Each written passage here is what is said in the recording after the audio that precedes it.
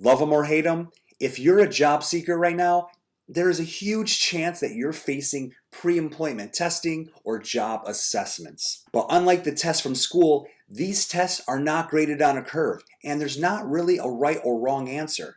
So in this video, I want to share with you some tips to help better prepare you when you face these assessments or pre-employment tests. Also, I want to help you just calm down that anxiety a little bit, relax, and be able to go into these things better prepared. If we haven't met, I'm Jeremy Nichols, and I help candidates and recruiters as we navigate this current hiring market.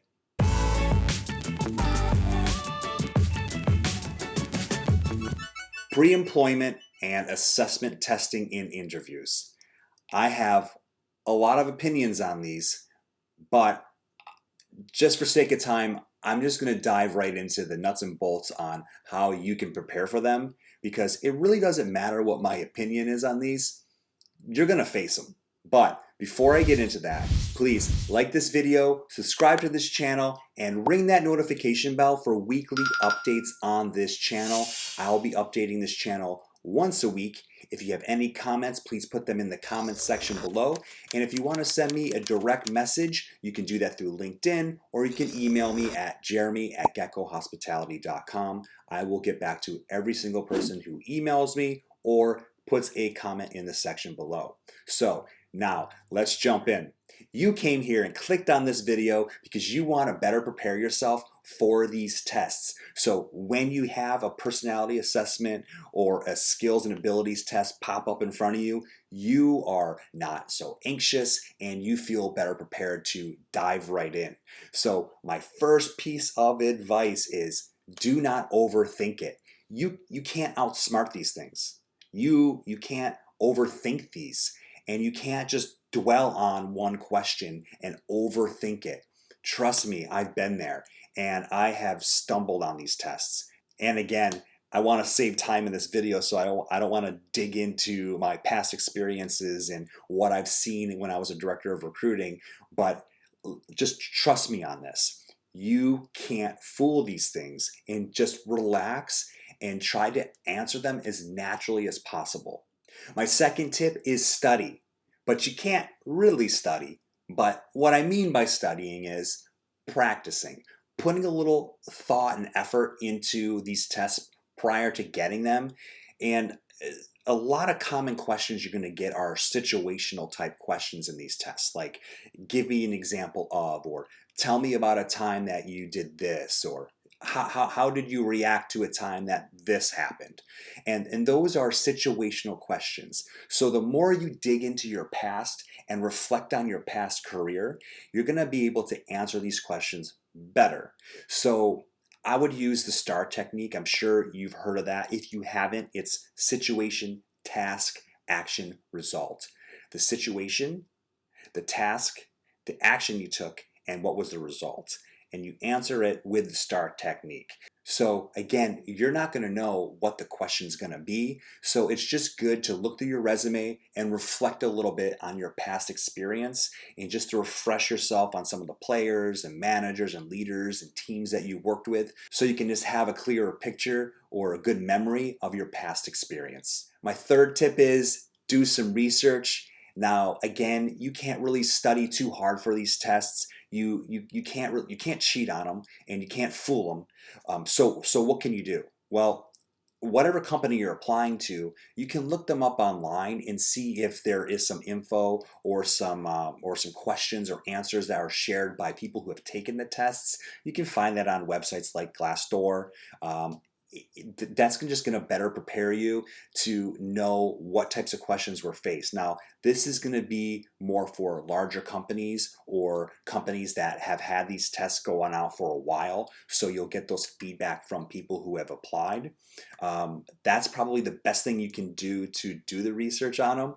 Or if you've known anybody who's done the tests in the past, or anybody in your network, maybe you can ask them some questions on the assessment.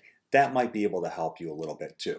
My fourth piece of advice is just relax a little bit. Keep this entire experience in perspective. This is not the end all be all. This is not a test that's going to either make or break you. Most of the time, it's just in addition to your resume, in addition to your interview, and to verify you are the person they met or the person they're about to meet. My fifth piece of advice is probably my most important one. Be honest. A lot of these times, these tests will ask you questions, the same question in different ways. And it's to see if you're being honest with your original answer. It might ask you the same question in different ways 5, 6, 7 times throughout 300 questions. And if you're not answering honestly and you're overanalyzing and overthinking these things, you're going to fall on your face and you're going to look like you're making things up, or unfortunately, you might look like a liar. So just be as honest as possible and be yourself. Remember, there are no right or wrong answers to these questions. So again, just being calm, putting it in perspective, and answering them as honestly as possible will help you do much better. And also, it'll help you relieve some of that built up anxiety that you have while taking these tests. My last piece of advice is think about the job that you're applying to while you're answering these questions. Like, for instance, if it's a technical job or a managerial job, put that manager hat on and just think about how a manager would answer these questions while being honest. If it's a customer service job, think about it as a front desk agent or somebody who works in customer service.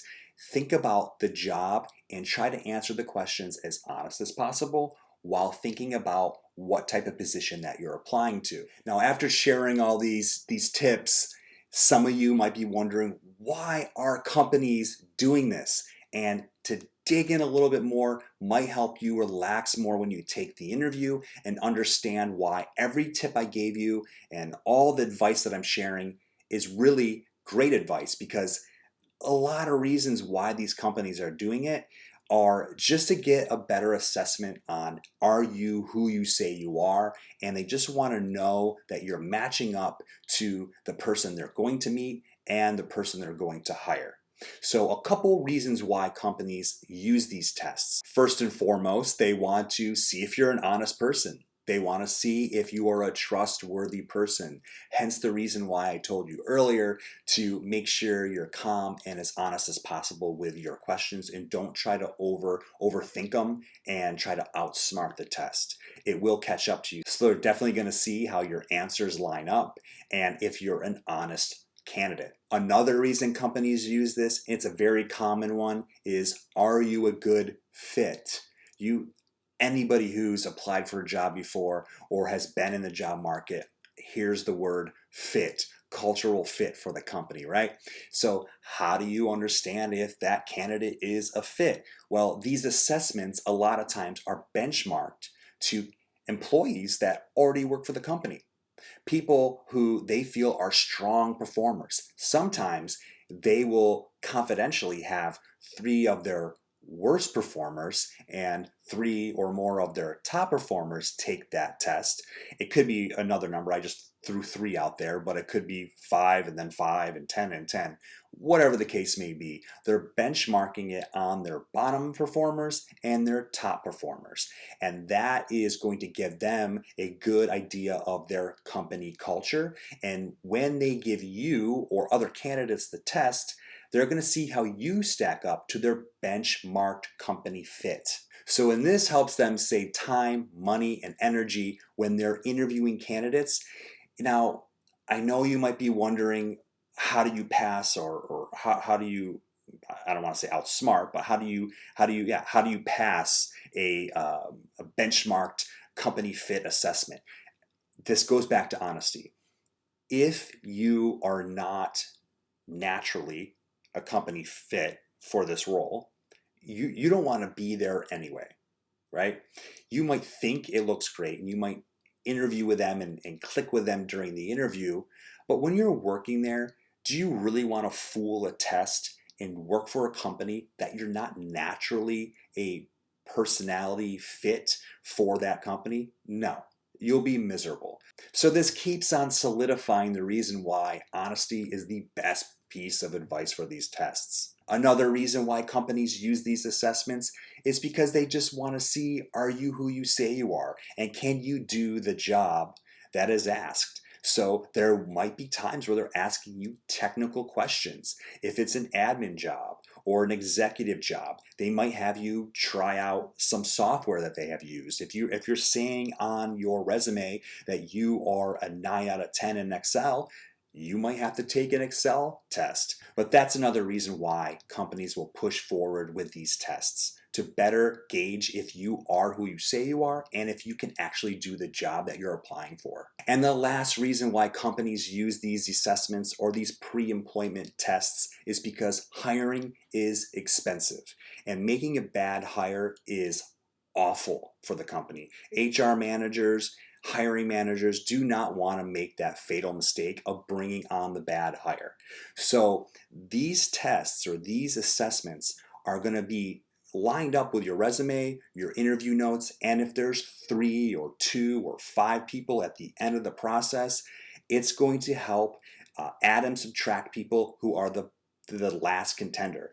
It's going to help them make that decision on who that hire is. So if it's up to you and one other candidate and you are a better company fit, or you answer the questions more honestly, but you guys both interviewed just as well, obviously they're going to pick you. So this is just an extra tool that HR and hiring managers are going to use in the interview process. If this video helped you, please put a comment in the comment section below. Shoot me a direct message on LinkedIn or email me at jeremy@geckohospitality.com if you have any questions at all, or if you have any ideas or any topics that you'd like me to bring up.